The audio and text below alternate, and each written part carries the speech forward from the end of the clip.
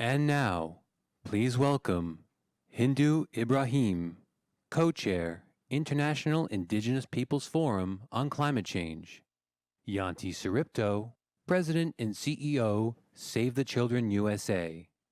And Moderator Imran Ahmed, Founder CEO, Center for Countering Digital Hate.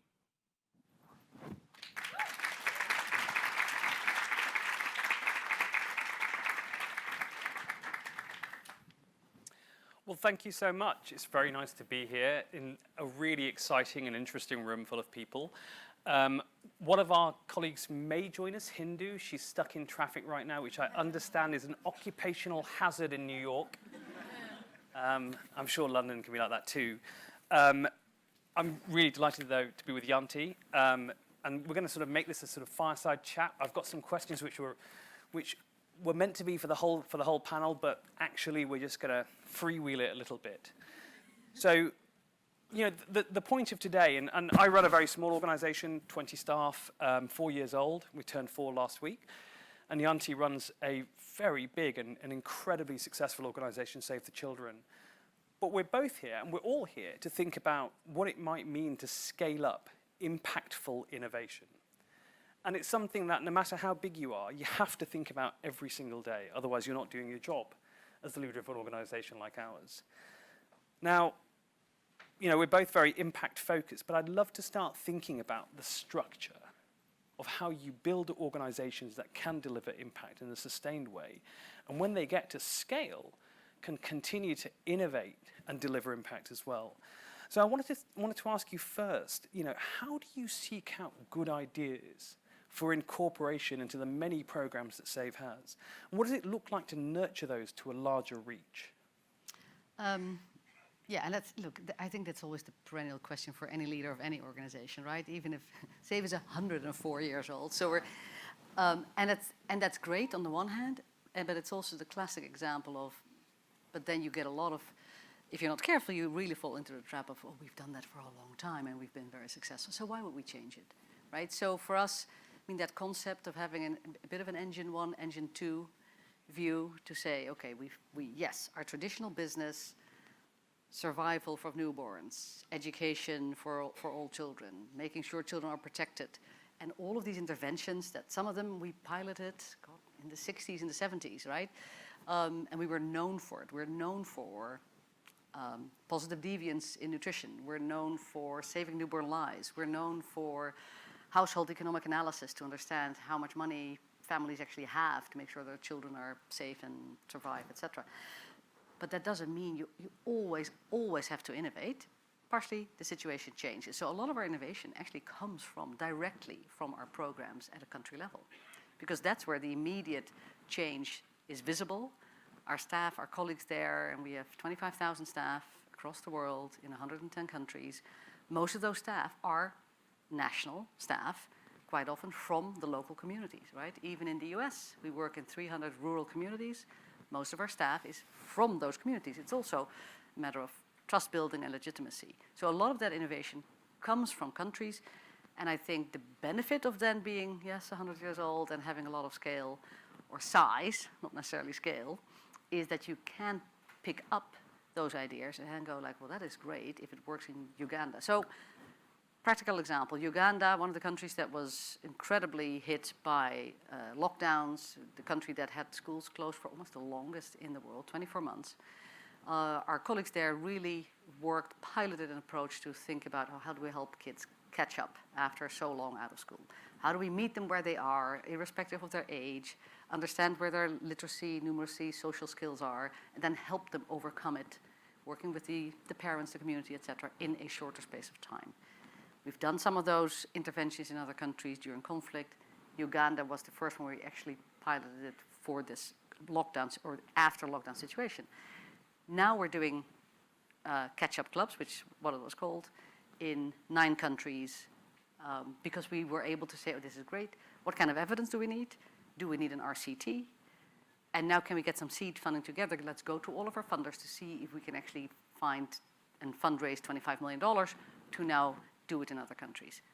So that's an example as to, you know, a lot of your innovation comes from the ground, but then you have to pick well and accept that some of the things you pick will not work and will not scale and will ultimately not even sometimes give you the evidence that you were hoping for, right? But if that is the evidence that you're getting, then you have to be also honest and say, okay, the pipeline is this, and it's a funnel, not a tunnel. Not everything will make it through. That is really, I mean, it's a really interesting, to a degree, I'm quite envious of the notion of being able to tolerate failure in projects and in this, in allowing that. How do you prevent, what you sometimes see with larger organizations? I think you described it once as pilotitis. So, constantly trying new projects to say, look, we're doing something new and innovative. And you've survived for 104 years. You've succeeded for 104 years. And in the end, we have to survive as organizations. We have to keep running. We have to keep being economically viable. It's the bit of impact that people forget about, is being able to run a good organization. So how do you strike that balance between resting on your laurels as a 104-year-old organization that clearly has a model that's successful and effective, and at the same time not succumbing to sort of pilotitis where you're just chucking money after one flashy-sounding innovative project after another? Yeah, and it is hard, right? We ultimately, a couple of years ago, SAFE had multiple innovation labs, because that was all the rage then, right? Innovation labs in every country. We had at least 5 labs or hubs or whatever, pick a name, and we had it. And it irritated me greatly, because you get all these pilots, and you're like, well, I don't care with your pilot, but is it scalable? Yeah. Right? And how are we going to get to scale? Not that we have 25 pilots in the air. Even if you're large, like SAFE, that's not, you can't focus, there's never enough money, and there's also a bandwidth issue, because sometimes the struggle to get to scale something, and you know something about that, right? How hard it is to have this small flower, you want to make it grow, but then you have to overcome issues, and for that you need your best talent. If you have 50 other things going, you go like, oh, okay, that one is really hard at the moment, I'm going to look over here, and that is still nice and sexy and everything is great. So it allows you, it's an excuse to look elsewhere and not do the hard yards, because of course it is ultimately only 1% inspiration and fun, and 99% is just bloody hard work. Yeah. Right? So we've now merged all these innovation labs, and we're like, no, not 10 labs, one, global one. Yes, a pipeline. No, it cannot become a bureaucracy, but also an overseeing council, for want of a better word, that says, okay, here's the pipeline. Some of these things are going to have to drop out, right? So not everybody likes that, because everybody loves their own idea. And there's also a sense where you have to be really careful, particularly in a large organization. You always think that you are the brightest, most creative, all the wisdom resides within Save the Children. Really dangerous, right? There's tons of other organizations that have figured these things out before us, and then we have to be excited about that thing that IRC innovated on, or that local organization. And we should, instead of saying, no, we've got our SAVE thing, no, it's even better if you then say, I'm going to take this thing from them, and now I'm going to make it big, right? And that is the ultimate, I think, so you have to reward that kind of behavior, but also be a little ruthless sometimes on your funnel. That is, it's just a wonderful answer, because the funny thing is that, to me, who's running a small organization which has grown very rapidly but is still small compared to you guys, I just think, gosh, that's the relaxed attitude from someone who kind of knows that that has scale already, yes, and is able to accommodate innovation. But there's times when scale really matters. There's days that I wake up and I think, I wish I was better. I wish I was better at what I did, at being the CEO of my organization, because we need scale. The negative externalities of social media, for example, it's a big issue. It's a global issue. I wish we had 100 times the resource. But there is a place right now where the scale really matters. You've just been to Ukraine. Uh-huh. Can you tell me a little bit about how the scale of Save the Children has been vital to delivering services, and what sort of things you're doing out there that scale permits you to do? Yeah, and there I really think there our scale mattered a lot. So Ukraine, we had presence in country since 2014, which it wasn't even that long for SAFE's standards, but we were there 2014, but it was small. It was a small team, 25 people, a couple of local partners working mostly in the East, where at the time, of course, most of the response was happening. 24th of February comes along, and after making sure that staff and colleagues and partners were, safe and well and hibernating to some extent. But then you can go immediately into response. So not only do you then have your team on the ground, we could surge in people who had dealt with conflict situations before, who had dealt with large responses before, who had the safety and security training and expertise and experience to not run in willy-nilly into an active war zone. We had child safeguarding experts on staff to make sure that you're also not setting yourself up for complete disaster. And we have a global humanitarian fund that we all fundraise for together.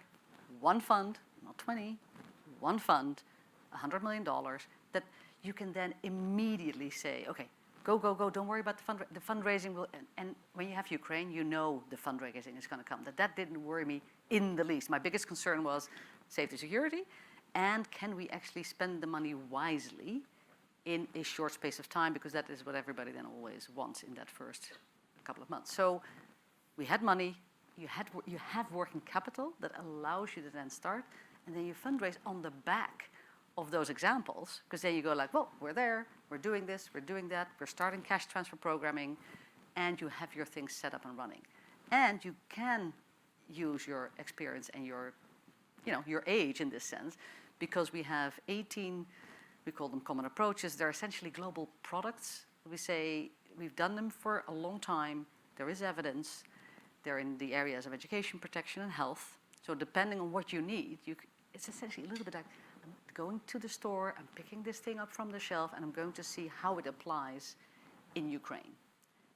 Of course, you have to adapt it. It's not going to look the same in Ukraine as it looks in Ethiopia, but the elements and the standards are the same. So your guys in country don't have to worry about, what does a child-friendly space look like exactly? And what do we need to have in place? And how am I going to measure indicators? We have all of that. Off you go.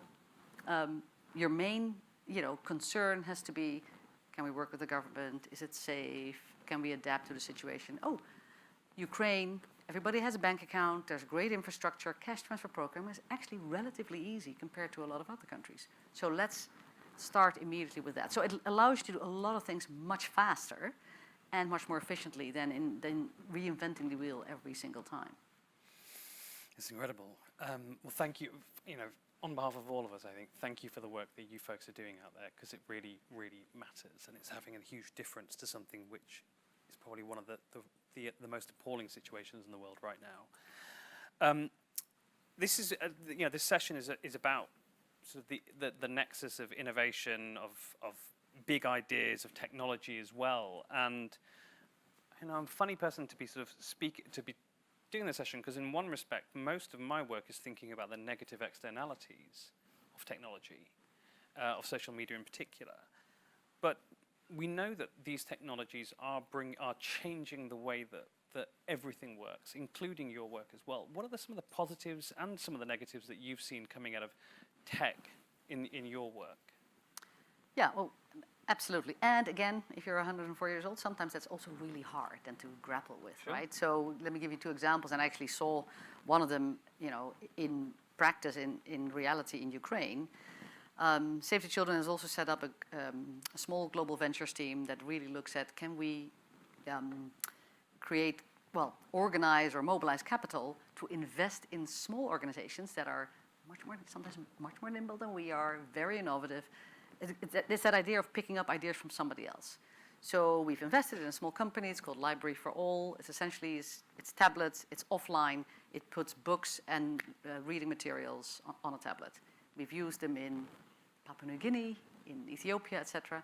And I walked into the digital learning space in Mykolaiv, and there were kids with the Library for All tablets, right? So it allows you to pick up this product that came from a small, probably struggling startup in Australia years ago. We invested a little bit of money in it, along with others, and now we're trying to use that and do it in all of our programs everywhere.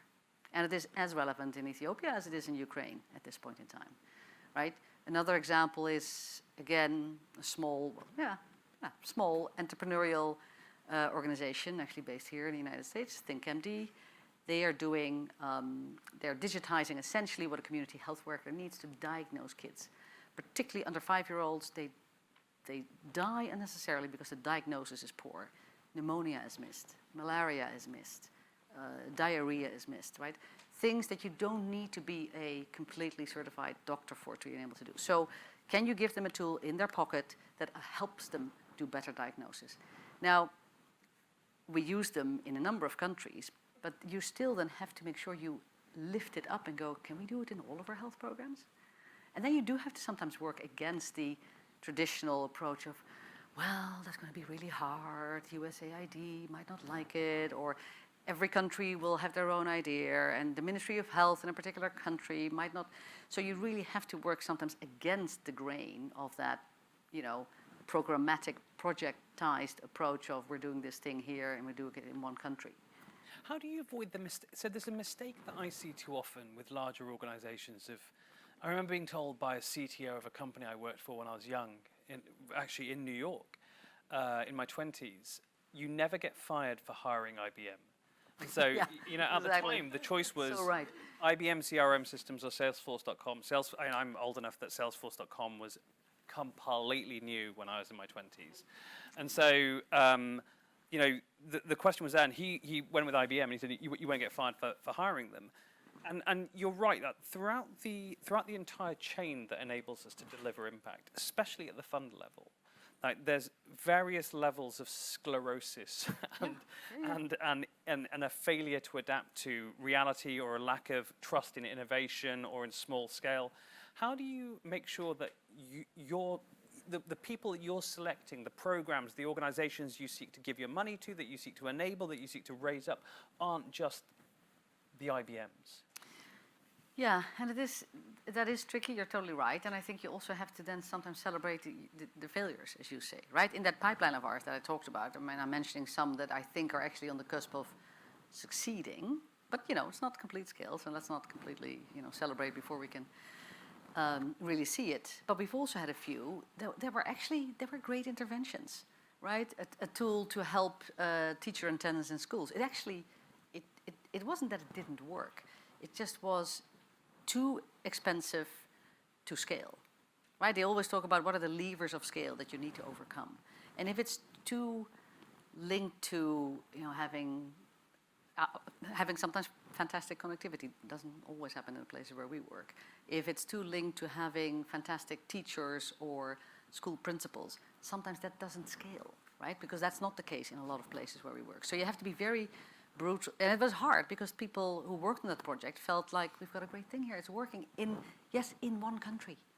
It's too costly, too risky, we think, and there's other things that have a higher likelihood of success.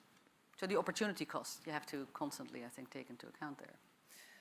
I'm only smiling because this is my first time ever chairing a panel. I don't get asked to do these things very often, and I've just realised that we've gone over time, and it's been, it's been blinking on zero for ages.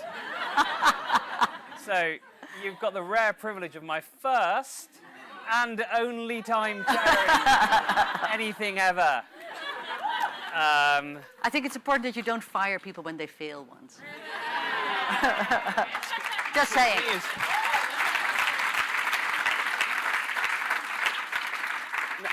Now, look, you and I run very different organizations, very, very different scale, and I see myself in a lot of those people who are sitting here thinking, I've got an idea, I want to scale it.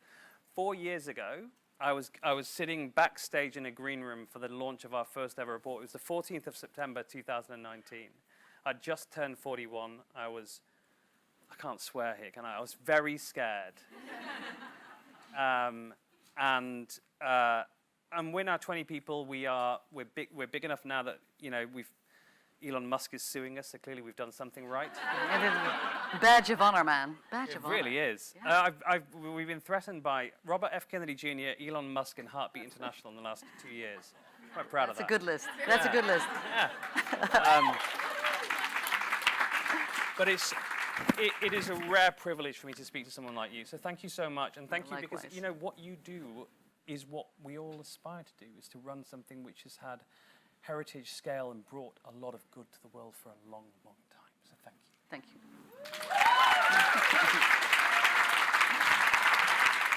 We need to get out of here.